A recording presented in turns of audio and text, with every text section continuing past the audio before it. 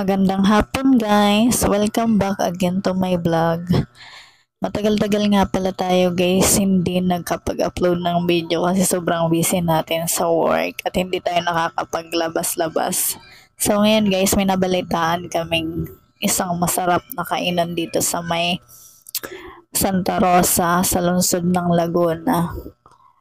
Ito ang All Days Samgyupsal. So, ayan guys, pinuntahan nga namin siya. Ito try namin kung masarap nga ba talaga. Actually guys, bagong bukas lang ari dito sa may, kung nakapunta na kayo dito sa may complex, malapit lang to sa may Target Mall.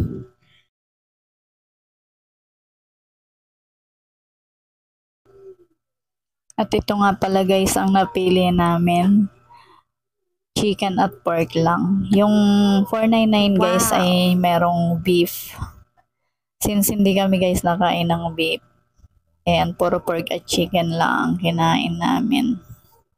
So, sa mga side dish pala guys, marami kang mapagpipilian na masasarap.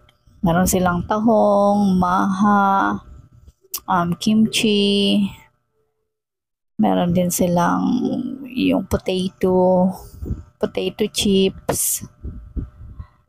Ayan, hindi ka magsisisi guys pag pumunta kayo dito. Napaka worth it ng price. So, sulit na sulit yung 2 oras na pag-i-stay namin. So, ayan guys. Meron din pala silang acoustic band dito.